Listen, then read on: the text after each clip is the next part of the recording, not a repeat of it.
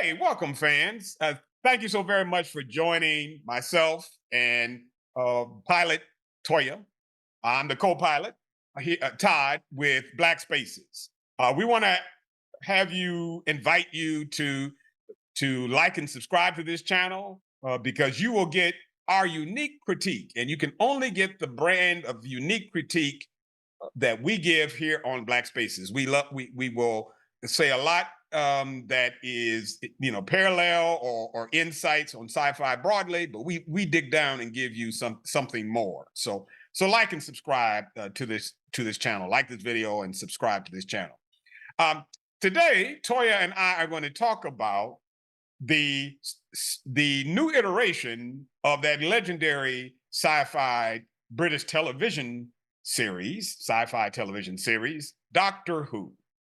So we are getting toward the end, relatively speaking, I think, of the series, and so we thought right now at episode 7, episode 8, let's give some comment. Okay, so Toya, what's your general impressions of Doctor Who thus far? Now, just to preference, this is my first real commitment to the Doctor Who series. I've always been aware of it. I had friends. My mom was a big Doctor Who fan, Okay. so I like this show in that it is something new and different. It's it's, Mhm. it's familiar and new. I can honestly say that of the episodes I've seen, some of them have been more of a favorite of mine than others. I appreciate the effort. I appreciate the historical aspect of it. Hmm. With Encantu being the first Black Doctor, so Hmm. I do, if nothing else, I go up for that reason for the That's right. show. And Hmm. every Friday night, I'm eagerly waiting for it to drop on my streaming service to watch. And if it's not Friday night, it's definitely Saturday morning. So I'm enjoying the experience. Could it have been better? Yes, but you have to give credit where credit's due. They're trying to do something new in a 50-year-old series. So That's kudos right. for the effort. That's right. I mean, is it? I think it is the longest running sci-fi television series in history, right? Mhm. So after all these iterations of Doctor Who, um, you know, there was a Doctor Who is a beloved series. There was a similar, I'll say it, fan complexion to Doctor Who through most of his history. But be that so, again, this iteration of Doctor Who with Ncuti Gatwa, a black man of Rwandan ancestry and who's British and queer and openly queer. It's a new thing, and so yeah, I applaud it for the new thing. I will say that Got was energy as an actor is infectious. He's fun. He's fun to watch. He's fun loving. And you get he brings a very youthful exuberance. I can say that with this gray under my chin, a youthful exuberance to the show. So yeah, I agree with you that I applaud what they're up to here. Now, if I can be a subtle critic in this regard, I think that what I would say, and tell me what you think, Toya. What I would say is that some of the episodes have been uneven, right? Mm, And mhm. that so Doctor Who, the element of Doctor Who, and let me state that I'm a very iterate Doctor Who fan. I will watch a few of the old, sort of iterations of the old series just for fun. But I can't say, I'll be honest, I'm not like Star Trek or Planet of the Apes or Star Wars with Doctor Who in the sense Mhm. that I watch it here and there. And so fans who's watching this particular episode of our show will likely know quite a bit more than I do. But having said that, I think there's a bit of unevenness in these shows. Like for instance, um, there's been this critique, and I've read it on Reddit and other places, and I think it's a fair critique that the Doctor Who's sidekick, Ruby Sunday, played by Millie Gibson, actually for probably at least the first 5 ish or so episodes, you saw more of her development, more of her character development than Doctor Who's, which is kind Mhm. of strange, given I think the show is named. You know? Now, and it's not that you wouldn't have both, but you didn't have both. You kind of had it lean, and in fact, there was one whole episode. What was the episode? Was it 73 5? yards. Yeah, yes, Yeah. yeah. Where he was there at the beginning for 5 minutes and there at the end, and it Mhm. was it was literally about her. Now, that doesn't mean that it shouldn't be, but I think you can make choices about how do you introduce the characters, what episodes and what order they should come in. Quite frankly, I think episode 7, the Bridgerton episode, where you finally get a reference to Doctor Who making reference to all of the iterations of himself as Mhm. a Time Lord in the planet, the extinct planet of Gallifrey. That should have come at the beginning, where you're like, here's all the iterations of me, or da da da da, or something to that effect.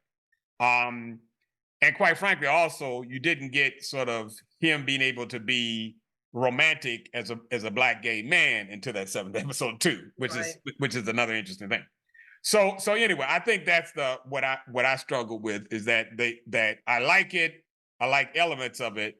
It's but there's been uneven, and I think the latter episodes have been better than the former ones. I don't know. Am I being unfair? No, you're being totally fair. I think what they probably did is they probably sort of lulled us in with these bright poppy type episodes like the Space Baby episode, Oh my. like the music Sorry. alternate universe where music didn't exist episode. Uh-huh. And then it started hitting you with the episodes that cause you as a viewer to really think about the society that we live in. Right. You know, Right. as much as it was a mystery, the 73 yard would sort of loopy in that you never knew what the woman was saying. And then, That's like right. at the very end, you realize who the woman was, and he's like, "Wait a minute, isn't that like a paradox that the woman is Ruby Sunday, but then if Ruby Sunday is the woman, like what exactly is she saying these people has caused them to run off? Right. And like, why 73 yards? Why that Uh-huh. measurement? You Right. know, Right. Right. Yeah, it took on sort of an old um um what is it? Not time zone. Why am I having a brain? Anyway, they'll come to me. Twilight Zone. Oops. yes, I was in the Twilight Zone yes, a moment ago. It took like on a a Rod Twilight Zone. Serling moment. Yeah, In that regard. I agree. I think the episode Boom, where they were sort of talking about the sort of military industrial complex, yeah, that's also a staple of Doctor Who, of making some social commentary as well. yeah. And so I think that was really more of a classic Doctor Who episode. Mhm. It actually seemed like a short episode, Yeah. because as fans know, Doctor Who is always more about the thinking. It's a thinking fun but thinking sci-fi. It's not true for the way back in the day, the sort of cheesy special effects that we love. Mhm. It was yeah, there was some action, but the action was usually like it wasn't choreographed very well, and the effects weren't great.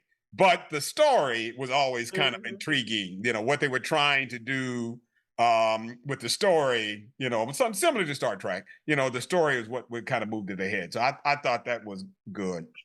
Um, what else kind of strikes you about this effort with Doctor Who, and then we'll get a little bit more into our unique critique. Oh, I just. Mhm. Oh, go ahead. you remember your okay? So Toya and I confer a little bit before the show. So what was your critique about the social media episode? It just struck me in that way that we are so blinded Right. by the screen that we can't see to save our Hmm. lives. So that was the Hmm. first thing that I really saw. It was like, walking, like the fact that she was unable to walk without someone telling her, turn left, turn ahead of us. So then there Right. was that. Then it was the sneaky and growing distrust of anyone that doesn't fit the image. Right. So Right. it was something where she was this, bubbly blonde that could not accept the doctor popped up on her screen and immediately swiped left. But then when Ruby Sunday popped up, a blonde woman such as herself, and then she's all ears. That's right. And then as it went on, and then she was faced with the reality that these monsters exist and Mm-hmm. that Mm-hmm. even to the point where she threw old boy underneath the bus by shouting out his whole government name to get him, which I was Yep. like, oh, that was just rude. And then the fact that at the very end, where they're faced with the realization that this black, we'll call it like it is, Right. this black man Right. is telling and offering you, I can save you. I can, like, for the save of people not willing to look past their own nose to see Mm-hmm. that actually someone else has value and can help you. The world is lost. That's right. I felt like that was such a good commentary on the world that we lived in. This wasn't something that is unthinkable. I mean, we're not going to talk about certain elections and how people don't want to vote their interests. Oh man. It tells the story, but I mean, pretty much that's what it is. Right. Right. And yeah, I thought it was quite poignant. I thought you can't look at that episode and not see the commentary on racism, the commentary on bigotry that it is making, particularly, of course, when you make that commentary in the context of British society, Hmm. the whole colonial imperial, sort of legacy of Great Britain. You can't miss all of that going on It there. was also like classism as well And when classism, of course. she was Yeah. making a comment that only people that could afford to be sent to this planet Right. and had these boxes. All the rest of them Absolutely. was in the wilderness. But That's they right. were probably safer in the wilderness because they had sense enough to be in connection with what was going on and with their surroundings. That's right. That's right. Yeah. So you're right. It is a deep episode. I think the critique I would give, the unique critique I would give, is about Doctor Who's tears. Yeah. So They be crying on them people. They ain't so cry they over you. yeah, I mean, yeah, he's crying over folk who are disregarding. I know Doctor Hugh's not human, but disregarding his Right. dignity as a sentient being, right? And they Mhm. see this outer shell. Clearly, they're reacting because they said voodoo box, right? That was a Right. that was a clear hint that this ain't just about he being Hmm. the other. No, it's about something related to Hmm. race. But he's crying tears when I think you and I you observed that, like, Ruby's like, Ah, bye, on him. take Yeah. care. But he's like pain saying this is, I've got to do this. So I don't know. I know that they wanted to do that in the sense of they didn't want him to seem callous. And I know they feel Mhm. they have to, the producers of the show may feel they have to be careful of how they're navigating. But I think if you're going to take a risk, take a risk. And this sort of, I Right. mean, and they could have just, without him crying tears for folk who are clearly Yeah. just being racist, which is not to say that racists are unrepentant or anything. That's not what I'm saying. But they could have maybe made it a little more subtle, a little more Like, subtle. it could have been more of a puzzlement. Like, I'm not Right. understanding I'm because not understanding. Yeah. he's traveled through universes. Like, this does not make sense. Right. Humans are not supposed to be like this. That's right. That's right. And in fact, they could have left it there, being puzzled, not just pained. Right, Pained. right. Yeah. Yeah. Because you don't even know. Yeah, it's Doctor Who, but he saved billions of people by now. So why these people is he crying over? you know. Right. you know. So let him Anyway. go. Um. Okay. So now you said the episode you liked most was thus far has been the episode 7, the Bridgerton episode. Mhm. Yeah, yeah, and I agree. I agree. Um, I'm not gonna get off on a tangent about why was it Regine, the heartthrob on the former episodes of Mhm. Bridgerton. Why did he leave the show? But I'm not gonna get off on a tangent. But anyway, that's a tangent. I'm sorry. You bringing me back. Thank you, Toy. So I thought it was well done. But did it have an episode? Did it have an element of prolonged gay love? Or am I reading that wrong? Because it's like, can gay love ever be portrayed as anything but tragic? I Or queer love? I thought it was sweet Okay, the okay, way okay. they say, All "Let's right. do something shocking." Okay. And I like the fact I like the playful banter they had. One Clearly. thing I thought was funny was like, you're in this ship flirting with this man Right. that you've also, you've ascertained there's danger afoot, but you grin up in this man's face, and your companion is at the ball by herself. Right. You just forgot about Ruby Sunday. You trying to get this man's digits. Trying to get I'm like, sir, get back to the mission at hand. There's something is afoot that then you're going to kill people. Like, okay. okay, you get his number and whatever, later on. But I did like the fact that it was that sweetness where he's like, "Well, do something unexpected," and he just happened to produce a rain, and the doctor was like, "Oh, we didn't talk about this. This really is unexpected," Okay. Right. And the aspect of the self-sacrifice, I like that, Yeah, I agree. I agree. Okay. All right. All right. I'll stop being an old curmudgeon. I'll be a young curmudgeon. Okay. That's the best curmudgeon to be. Yeah. And so I will end with this question, Toya, unless you have something else you certainly want to contribute, of course. Let me put it in our unique critique way. Not too long ago, we asked a question about, is Doctor Who going to be better than? Is Doctor Who better than Tom Swift? Our critique of that attempt of a Black gay futuristic character, fun, campy, brilliant billionaire, da da da da. Is it better than Tom Swift? Anything would be better than Tom Swift. We don't pan a lot of shows on our show, but that was one we like. Woo, that's just a waste. It's just a waste of those. But I know. I like that this Doctor Who is a good representation of Black queerness. I do give consideration for that. That, like, we meet him dancing joyously, and I think that other than that episode with the people sacrificing themselves, he's been joyous. He's been a brilliant beam of light and been a good companion to Ruby Sunday. She's been a good companion to him. I think it's a good representation of Black brilliance, even though as a doctor, he's not necessarily a Black person per se. I understand. But I think that the viewers can't help but see this as a Black actor. That's how we read it in our society, right? On the planet. Right. I think it's good. I think, as they're trying to reinvent and try to do different things, I think it has its lower points, but I think pretty much it's been a good representation throughout.